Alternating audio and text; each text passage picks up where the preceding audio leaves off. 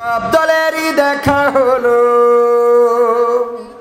সব দলেরই দেখা হলো, কেমন করে চালায় দেশ।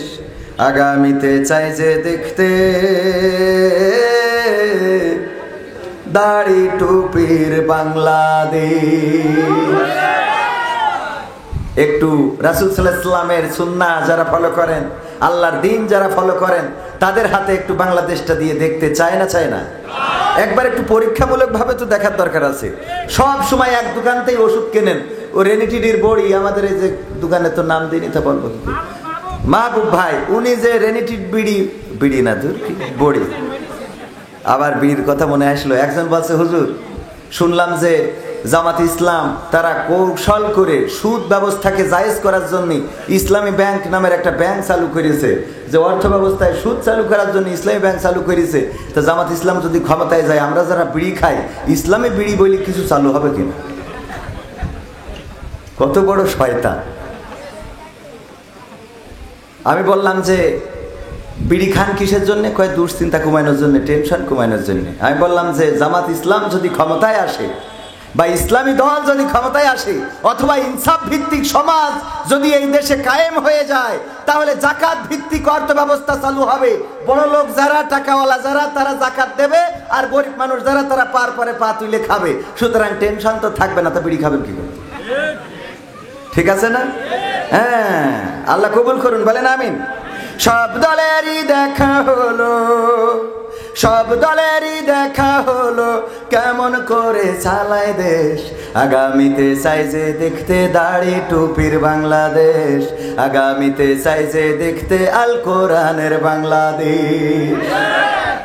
এমন নেতা চাই যে দেশে দুঃখ সবার বোঝে, গরিব দুঃখীর বাড়ি বাড়ি দুঃখ কষ্ট খোঁজে রে, দুঃখ কষ্ট খোঁজে। এমন নেতা চাই যে দেশে দুঃখ সবার বোঝে, গরিব দুঃখীর বাড়ি বাড়ি দুঃখ কষ্ট খোঁজে রে, দুঃখ কষ্ট খোঁজে।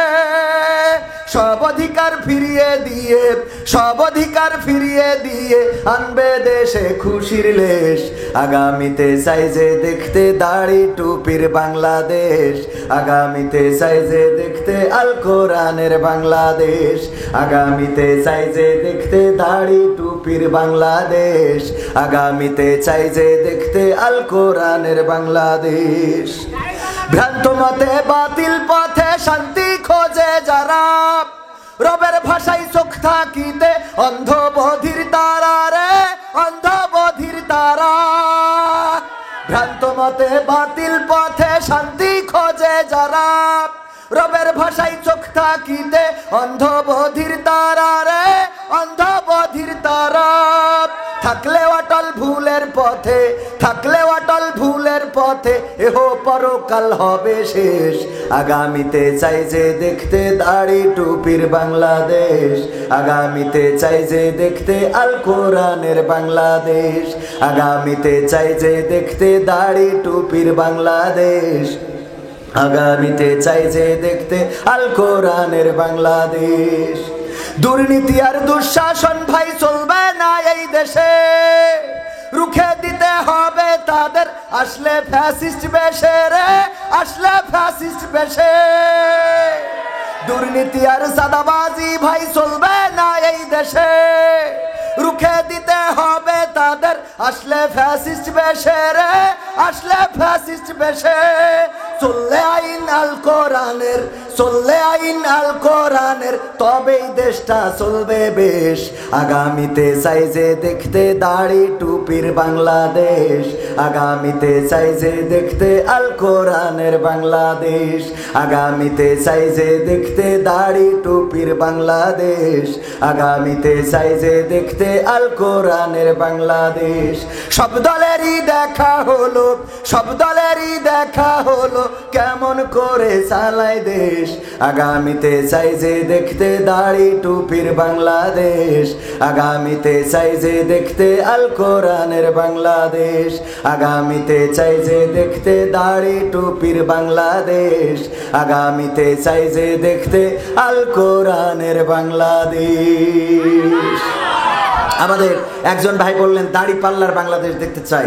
আমি শুধুমাত্র একটা প্রতীকে সীমাবদ্ধ করতে চাই না, আমি বলতে চাই ন্যায় ইনসাফ সুবিচার এই বাংলার জমিনে কায়েম করার জন্যে, আল্লাহর দিন আল্লাহর জমিনে প্রতিষ্ঠিত করার জন্যে যারা কোরআন বুকে নিয়ে, যারা আল্লাহর দিন বুকে ধারণ করে লালন করে, যারা রাসূলের সুন্নাত নিজেদের শরীরে ধারণ করে লালন করে আমাদের সামনে এসে দাঁড়াবে, আমরা প্রতীক যাই হোক আমরা তাদের লোক। বলেন ঠিক কিনা?